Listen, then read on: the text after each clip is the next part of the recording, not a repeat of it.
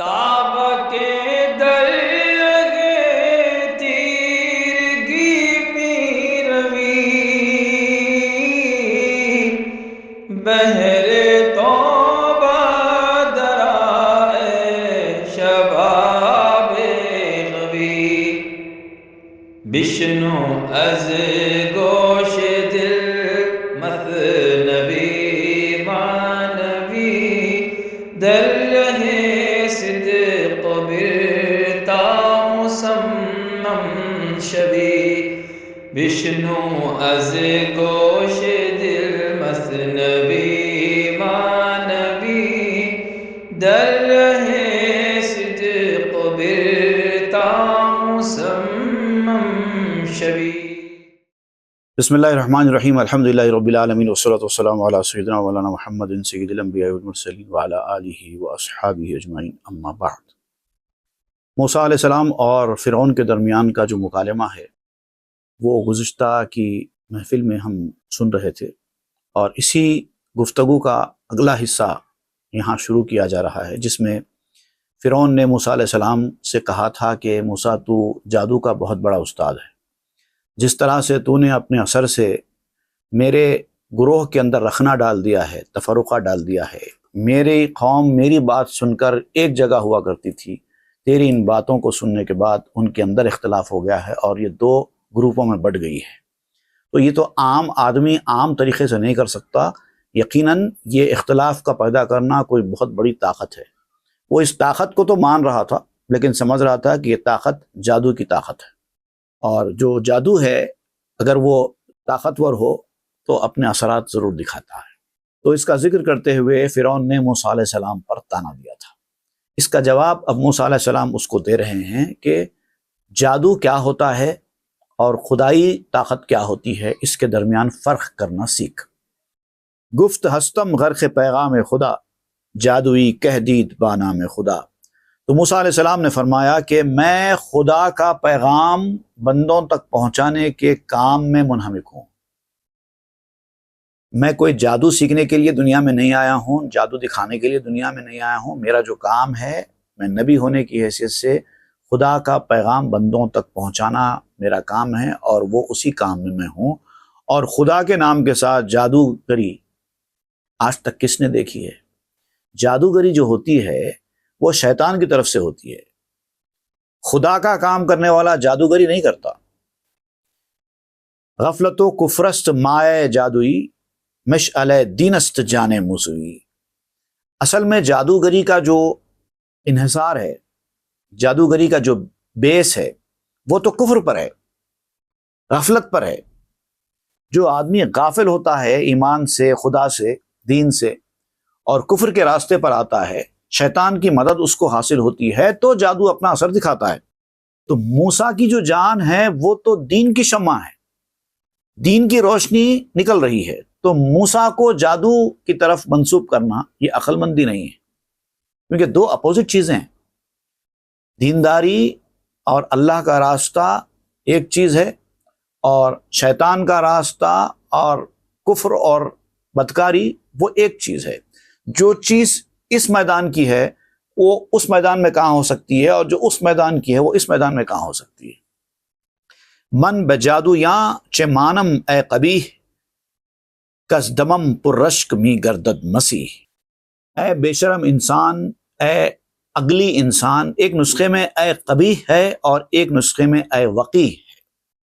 تو اے قبیح کہتے ہیں بدصورت انسان کو، اگلی انسان، دا اگلی ون، بے شرم انسان، اور وقی کہتے ہیں امپوڈنٹ ون، حد سے زیادہ بدتمیزی کرنے والا، مراتب کا خیال نہ رکھنے والا، امپرٹیننٹ۔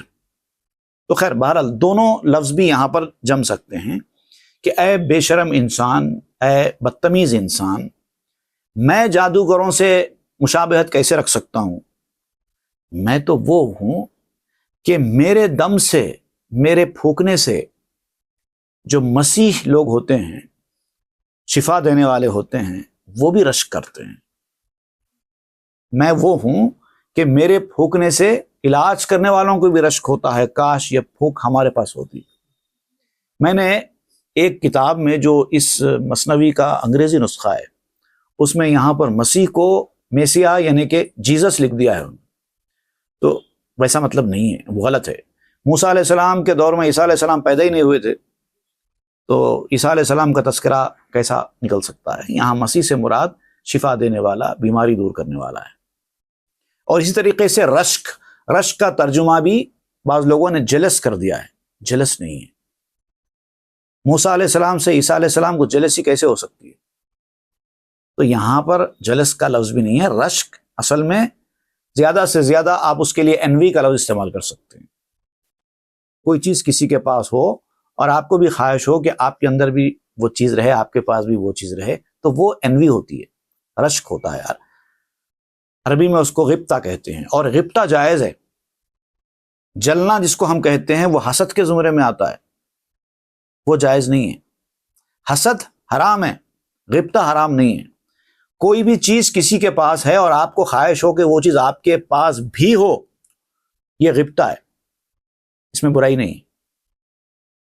لیکن اگر کسی کے پاس کوئی چیز ہو اور آپ چاہتے ہیں کہ وہ چیز ان کے پاس سے چھن کر آپ کے پاس آ جائے تو وہ حسد ہے، اور حسد بہت بری چیز ہے، جس کے بارے میں حدیث شریف میں آیا ہے کہ الحسد یاکل الحسنات کما تاکل النار الحطب۔ حسد نیکیوں کو ایسے کھا جاتا ہے، ایسے مٹا دیتا ہے جیسے آگ لکڑی کو جلا دیتی ہے، ختم ہو جاتا ہے، صرف راکھ رہ جاتی ہے۔ تو اس طرح سے حسد کرنے والے کی نیکیاں برباد ہو جاتی ہیں۔ تو یہاں پر حسد نہیں ہے، یہاں پر رشک ہے۔ کوئی بھی ہو موسیٰ علیہ السلام سے حسد نہیں کرے گا، اگر وہ حق پر ہے تو موسیٰ علیہ السلام سے حسد کرنے کا سوال ہی پیدا نہیں ہوتا۔ وہ رشک کرتے ہیں کہ موسیٰ کے پاس جو چیز ہے کاش ہمارے پاس بھی آئے، تو اس میں کوئی برائی نہیں۔ من بجادو یاں چے مانم اے جنب کے ز جانم نور می گیرت کتب۔ اے ناپاک، مجھے جادوگروں سے کیا نسبت؟ نو ریزمبلنس، کوئی مشابہت نہیں ہے۔ میں الگ ہوں، وہ الگ ہے۔ میں تو وہ ہوں کہ جس کی جان سے کتابوں میں نور پیدا ہوتا ہے، آسمانی کتابوں میں بھی موسیٰ علیہ السلام کا تذکرہ ہے، میں وہ ہوں۔ اور یہاں تک کہ خود قرآن مجید میں آپ دیکھیے سب سے زیادہ قرآن مجید میں جس نبی کا نام آیا ہے وہ موسیٰ علیہ السلام ہے۔ من بجادو یا چمانم اے خبیث کس خدا نازل شود برمن حدیث۔ اے خبیث انسان، مجھے جادوگروں سے کیا مشابہت ہے؟ میرے اوپر تو خدا کی جانب سے کلام نازل ہوتا ہے۔ چوں تبا پر ہوا برمی پری لا جرم پر من گما آمی بری۔ اصل میں کیا ہے کہ تیرے دل کے اوپر ہوا و ہوس طاری ہے، تو اس ہوس کے پروں سے اڑتا ہے، تیرے اندر ہوس، خواہشات، شہوات، یہ چیزیں بھری ہوئی ہیں، گندگیاں تیرے اندر ہیں، تو میرے اوپر بھی ایسا ہی گمان کرتا ہے، میرے بارے میں بھی ایسا ہی سوچتا ہے۔ یہ انسانی کمزوری ہے۔ یہاں پر اس کمزوری کو مولانا روم ہائی لائٹ کر رہے ہیں کہ انسان اگر برا ہوتا ہے تو وہ ہر کسی کو برا سمجھنے لگتا ہے۔ اب اس کی اور صراحت کریں گے، یہ بہت کام کی بات نکل گئی ہے، تو یہاں پر اب مولانا روم اس کے بارے میں بیان کریں گے کہ اکثر دنیا میں لوگ ایسے ہوتے ہیں جو ہر کسی کے برائیاں ڈھونڈتے رہتے ہیں، یہ ایسے، وہ ایسے، وہ ایسا کرتے ہیں، وہ ویسا کرتے ہیں، ساری خباثتیں ان لوگوں کے اندر ہی ان کو دکھائی دیتی ہیں۔ مولانا روم کہتے ہیں کہ لوگوں کے اندر ان کو ان خباثتوں کا دکھنا اس بات کی علامت ہے کہ یہ ساری خباثتیں ان کے اندر ہی ہے۔ ہر کرا افعال دامو ددبوت بر کریمانش گمان بدبوت۔ جس کے صفات جانوروں کے سے ہوں، درندوں کے سے ہوں، چرندوں کے سے ہوں، ان کے کام، ان کے خیالات، ان کے روز مرہ شب و روز ان لوگوں کی عادت ہی یہ ہوتی ہے کہ وہ اچھے لوگوں کے بارے میں بھی بری چیزوں کا ہی گمان رکھتے ہیں۔ تو یہ اچھوں کے بارے میں جب وہ برا سوچتے ہیں تو یہ اچھوں کے اندر برائی ہونے کی علامت نہیں ہے، بلکہ ان کے برا ہونے کی علامت ہے، ان کی برائی کا عکس ہے، ان کی بری سوچ کا عکس ہوتا ہے۔ چوں تو جزو عالمی ہر چوبوئی کل را بر وصف خود بینی غوی۔ چونکہ تو دنیا کا جزو ہے، دنیا تیرے اندر بھری ہوئی ہے، اسی لیے تو ساری دنیا کو اپنی صفات کے مطابق سمجھ رہا ہے۔ گندگیاں چونکہ ساری تیرے اندر ہیں، اسی لیے ساری گندگیاں تجھے باہر نظر آ رہی ہیں۔ اب یہ کیسے ہوتا ہے؟ انسان کے اندر کی گندگیاں اس کو لوگوں کے اندر کیسے دکھائی دیتی ہے، اس کی مثال دیکھیے آپ کس طریقے سے مولانا ہم سمجھائیں گے۔ گر تو بر گردی و بر گردت سرت، خانہ را گردندہ بیند منظرت۔ اگر تو تھوڑی دیر کے لیے چکر لگائے، گول گول گول گول پھرے، اتنا گول پھرے کہ تیرا سر چکرائے، تو کیا ہوگا اس کے بعد دیکھ، ایسا لگے گا تجھے سارا گھر گول پھر رہا ہے، جبکہ گھر گول نہیں پھرتا۔ تجھے ایسا لگتا ہے کہ گھر کی دیواریں گول پھر رہی ہیں، لیکن گھر کی کوئی دیوار میں حرکت بھی نہیں ہوتی ہے۔ ورتو در کشتی روی بر یم رواں، ساحل یم را ہمی بینی دواں۔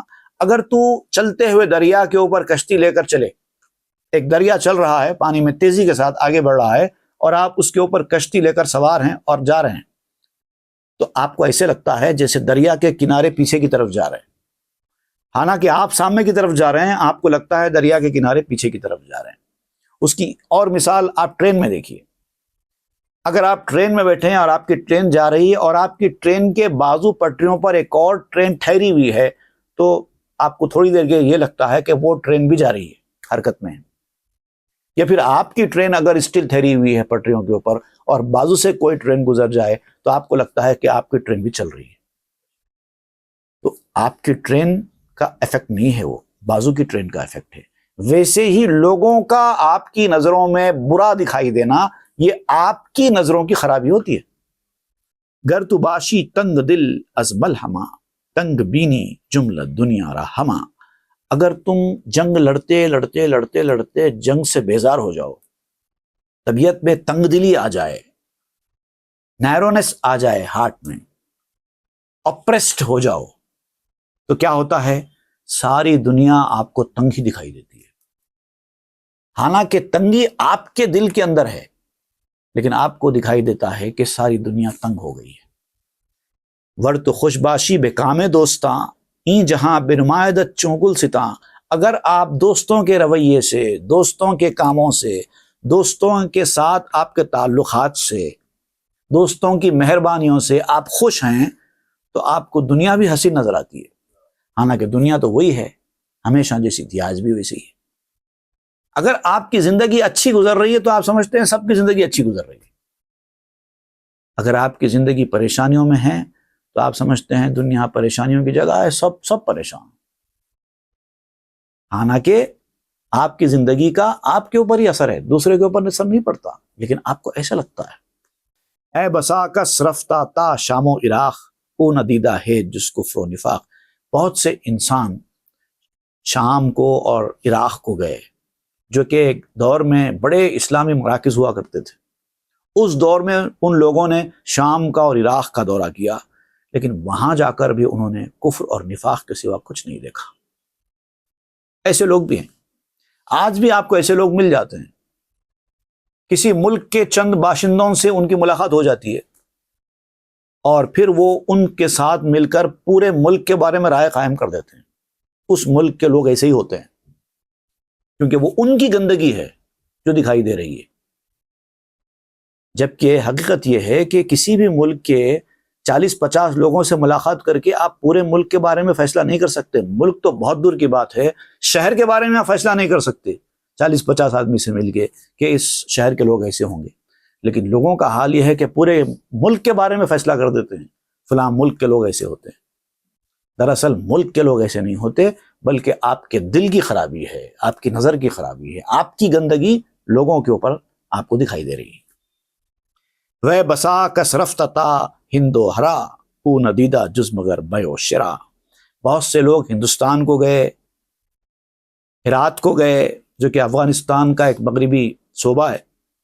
یہ دونوں علاقے، انڈیا اور افغانستان کا یہ ویسٹرن پروونس، یہ ایک دور میں بزنس کے بہت بڑے مراکز ہوا کرتے تھے۔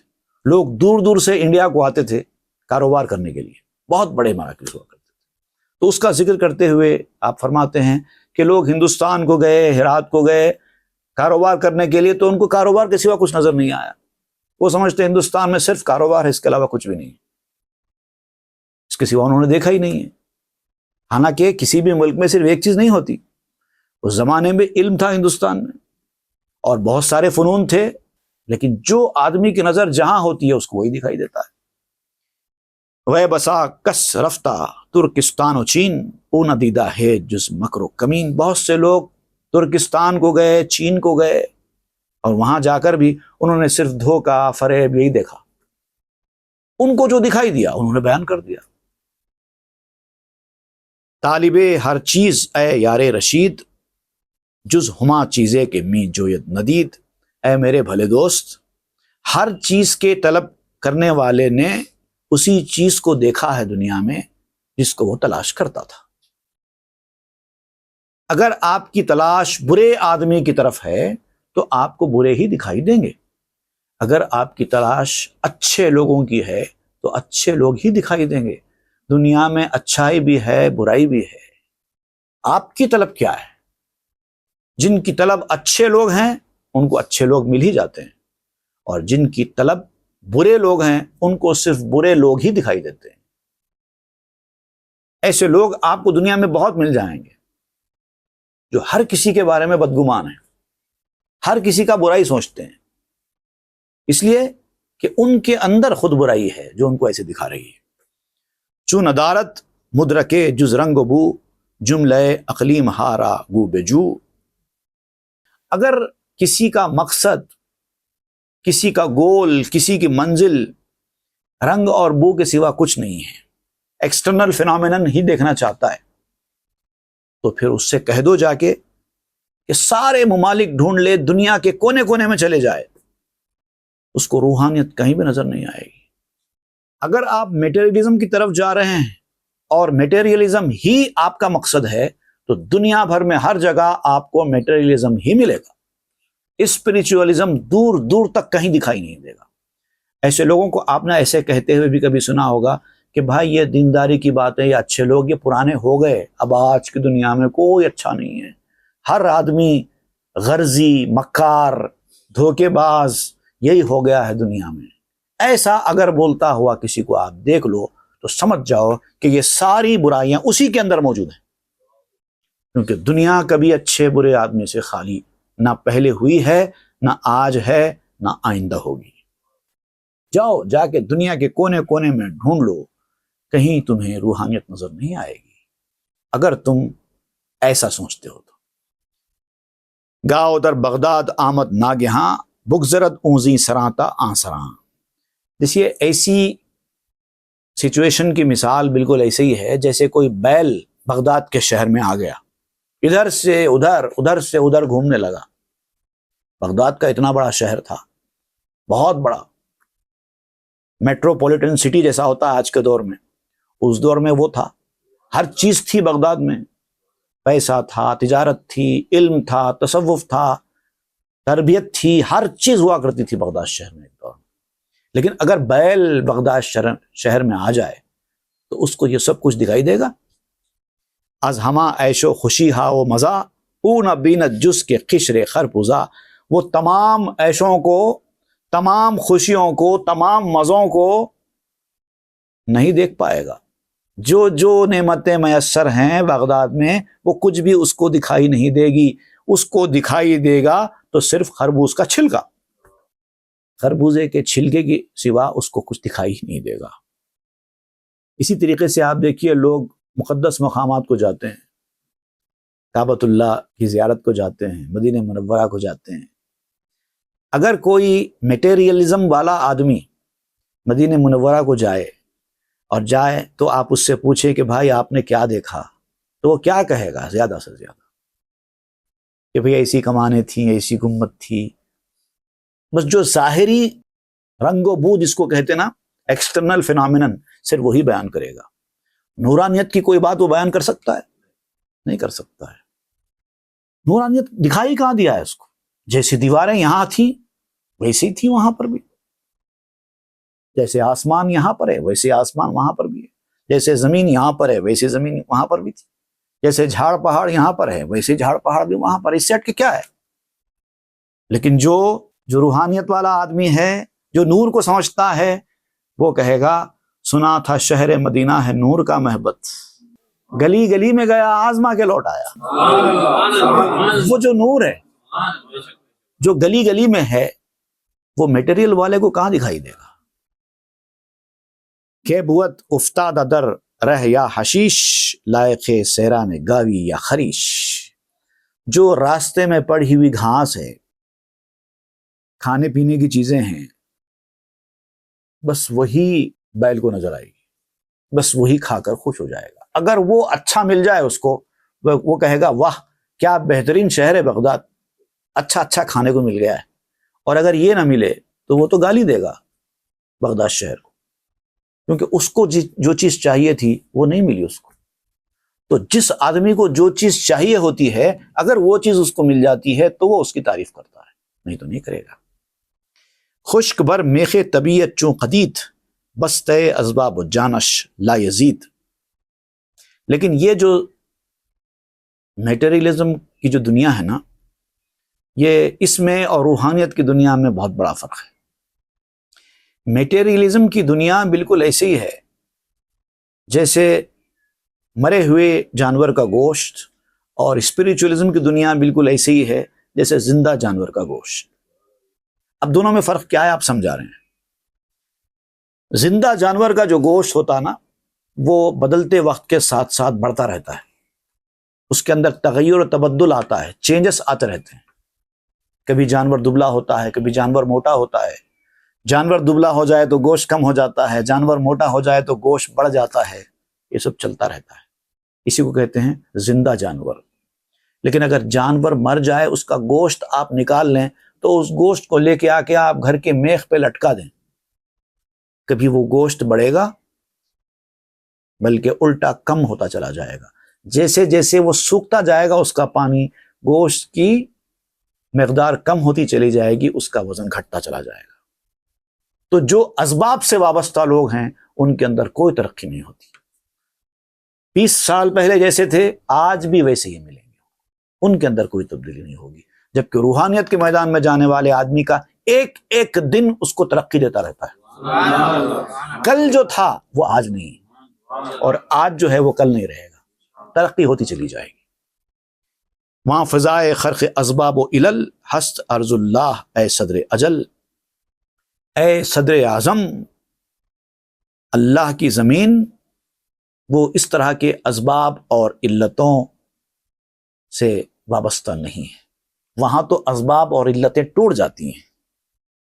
وہ اللہ تعالیٰ کا جو اسپیشیس ریئلم ہے وہ سینسس اور مینز کو ختم کر دیتا ہے، یہ اسباب اور علتیں وہاں پر چلتی ہی نہیں۔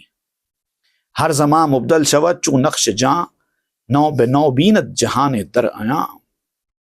جبکہ جو روح کا جو نقش ہے، روحانیت کا جو نقش ہے، وہ ہر وقت چینج ہوتا رہتا ہے۔ جیسے کہ میں نے ابھی مثال دیا، ایک حالت پہ قائم نہیں رہتا، اس کے اندر گھٹاؤ نہیں ہوتا، ترقی ہوتی رہتی ہے، اور ہر دن وہ نئی نئی دنیا دیکھتا رہتا ہے، ہر دن اس کو نئی نئی بات معلوم ہوتی رہتی ہے، ہر دن اگر وہ مشاہدے کی منزل میں ہے تو اس کے مشاہدے بڑھتے رہتے ہیں، اس کی روحانی ترقی ہوتی رہتی ہے۔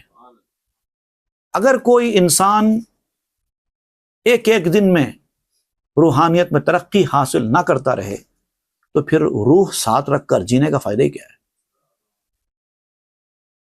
ترقی ہوتی رہنی چاہیے۔ آج سے 1 سال پہلے جو آپ تھے وہ اب نہیں رہنا چاہیے۔ 365 دن ملے ہیں آپ کو، 365 تبدیلیاں ہونی چاہیے آپ کے۔ گر بوت فردوس و انہار بہشت، چون فسردہ یک صفت شد گشت زشت۔ جنت کی جو نہریں ہیں، جنت کے جو باغ ہیں، ایک حالت پہ قائم نہیں رہتے، ہر دن ایک نئی شان اللہ تعالیٰ ان کو دکھاتا ہے۔ اور خود اللہ تعالیٰ کے بارے میں اللہ تعالیٰ نے فرمایا ہے کل یوم ہوا فی شان، ہر دن ایک نئی شان ہے۔ اور اگر یہ چیز ٹھٹر جائے تو اچھی نہیں ہوتی، بری صفت کہلاتی ہے۔ ایز غفلت از مسبب بے خبر، بندے اسباب گشتی ہم چخر، اے مسبب سے بے خبر انسان، تو غفلت کا شکار ہے۔ تو اپنی غفلت کی وجہ سے اسباب بنانے والے سے بے خبر ہے اور اسباب کے پیچھے جا رہا ہے، تو اسباب کا بندہ بنا پھرتا ہے گدھے کی طرح۔ گدھے اسباب کے بندے ہوتے ہیں، اگر تو بھی اسباب کا بندہ ہے، مسبب کا نہیں ہے، تو بھی گدھا ہے۔ اسباب سے ہٹاؤ، اسباب کے ہاتھ میں کچھ نہیں ہے، سب کچھ مسبب کے ہاتھ میں ہے۔ اس کو سمجھنے کے لیے ایک اور چھوٹی مثال، اس سے پہلے بھی یہ مثال میں دے چکا ہوں، کہ آپ ٹرین کے کسی ڈبے میں بیٹھ جائیں اور اس ڈبے کے بارے میں آپ یہ سوچتے ہیں کہ یہی ڈبہ چلنے والا ہے، تو آپ بہت بڑی غلط فہمی کا شکار ہیں۔ چلنے والا ٹرین کا ڈبہ نہیں ہوتا، انجن ہوتا ہے۔ اگر وہ ڈبہ ٹرین کے انجن سے جڑا ہوا ہے تبھی چلے گا، اور اگر اس انجن سے اس کا رابطہ ٹوٹ جائے تو چلنا تو دور کی بات ہے، وہ اپنی جگہ سے ہل بھی نہیں سکتا۔ ڈبہ تو وہی ہے، جڑا ہوا ڈبہ بھی وہی ہے اور ٹوٹا ہوا ڈبہ بھی وہی ہے۔ بندے کسی کام کے نہیں، آپ کو ایک جنبش بھی نہیں کرا سکتے، ان کے ہاتھ میں کچھ نہیں ہے، سب کچھ تو انجن کے ہاتھ میں ہے۔ لیکن وہ بندے جو انجن سے جڑے ہوئے ہیں تمہیں اسی رفتار سے لے کے جائیں گے جس رفتار سے انجن لے کے جاتا ہے، کیونکہ وہ جڑے ہوئے ہیں۔ تو یہاں پر آپ وہی کہتے ہیں، اسباب یقیناً پورے کر، اس بات پہ رکھ ایمان مگر، جو تجھ کو میسر ہونا ہے وہ تجھ کو میسر ہوتا ہے۔ اسباب کے ہاتھ میں کچھ نہیں ہے، اسباب پورے کرنا ہے ہم کو، کیونکہ مسبب نے فرمایا ہے کہ دنیا کو ہم نے اسباب پہ ٹکایا ہے، اسباب اختیار کرو۔ اسی لیے ہم اسباب اختیار کرتے ہیں، کھیتی باڑی کرتے ہیں تاکہ اناج نکلے، کھانا پکاتے ہیں تاکہ وہ کھانے کے قابل بن جائے، نوکری کرتے ہیں تاکہ ضروریات زندگی پورا کرنے کے لیے جو ضروری خرچہ ہے اس کے راستے بن جائیں۔ جتنے چیزیں دنیا میں ہیں سب اسباب، لیکن اسباب اختیار کرنے کا چونکہ مسبب کا حکم ہے اس لیے اختیار کرتے ہیں، ورنہ اسباب کے ہاتھ میں کچھ نہیں، سب مسبب کے ہاتھ میں ہیں۔ اسی لیے جو لوگ مسبب پہ سے نظر ہٹا کر اسباب پر رکھتے ہیں ان کو مولانا روم گدھے قرار دیتے ہیں، کیونکہ گدھے مسبب پہ نظر نہیں رکھتے۔ لا جرم آما دلو سرگشتئی، مسترب احوال و مسترگشتئی۔ اگر تو نے اسباب پر نظر رکھی، مسبب سے نظر ہٹا لی، تو سمجھ لے کہ تو دل کا اندھا ہے اور دیوانہ ہو گیا ہے، پریشان حال اور مجبور ہو گیا ہے۔ جو لوگ مسبب پر نظر رکھنے والے ہوتے ہیں وہ اسباب پہ نظر نہیں رکھتے، وہ دل کے اندھے نہیں ہوتے، بینا ہوتے ہیں، انہی کو عقل مند کہتے ہیں، اور وہ کبھی پریشان حال یا مجبور نہیں ہوتے۔ چشم بکشاؤ مسبب را نگر، تا شوی فارغ ز اسباب ضرر۔ آنکھ کھولو اور سبب پیدا کرنے والے کو دیکھو، جس سبب کے پیچھے تم جا رہے ہو اس کا پیدا کرنے والا کوئی ہے، تبھی تو وہ سبب بن کے آ رہا ہے۔ بات ختم کرنے سے پہلے میں ایک چھوٹی سی مثال دیتا ہوں یہاں پر اپنے طور پر، کہ ایک کاغذ ہے، اس کے اوپر ایک چھوٹی سی چونٹی چل رہی ہے، سفید کاغذ کے اوپر ایک طرف چھوٹی سی چونٹی چل رہی ہے، اور چونٹی یہ دیکھ رہی ہے کہ اس کاغذ کے اوپر ایک قلم ہے جو کچھ حروف لکھ رہا ہے، اور جیسا جیسا وہ پین ہلتا جا رہا ہے اس کے اوپر حروف نقش ہوتے جا رہے ہیں۔ چونٹی نے یہ دیکھ لیا، چونٹی نے کہا کہ پین حروف لکھ رہا ہے، کیونکہ چونٹی کی نظر اس پین تک ہی پہنچی تھی، لیکن اس کو یہ پتا نہیں تھا کہ پین اپنے آپ ہی حرکت نہیں کرتا، اس پین کو چلانے والا کوئی ہاتھ بھی ہے پین کے ساتھ، اور وہ چونٹی کو دکھائی نہیں دے رہا تھا کیونکہ وہ تو بہت چھوٹی ہوتی ہے۔ وہی حال ہمارا ہے، ہم لوگ دنیا کے چلتے ہوئے نظام کو دیکھ کر کہہ رہے ہیں کہ دنیا کا نظام ایسے ہی چل رہا ہے، کیونکہ ہم چونٹی ہیں، اوپر دکھائی نہیں دے رہا ہے، کوئی ہاتھ ہے جو چلا رہا ہے۔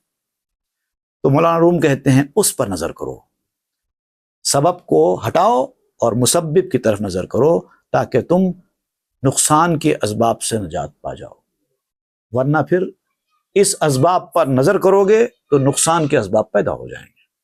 اب اس کے بعد آپ ایک اور یہاں پر چیز سمجھائیں گے کہ انسان کے جتنے حص ہیں نا، ایک حص کو دوسرے حص سے کوئی واسطہ نہیں ہے، اور آنکھ میں اگر خرابی پیدا ہو جائے انسان کی تو آنکھ یہ سمجھتی ہے کہ اس کے کان میں بھی خرابی پیدا ہو گئی ہے، حالانکہ آنکھ کی خرابی کا کان کی خرابی سے کوئی تعلق نہیں۔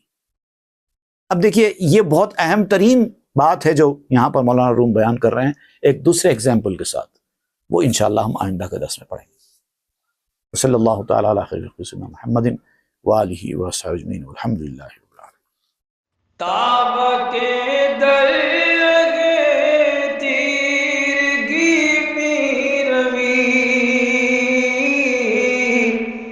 بہر توبہ درائے شباب غوی، بشنو از گوش دل مثنوی معنوی، در رہے صدق برتا مسمم شوی، بشنو از گوش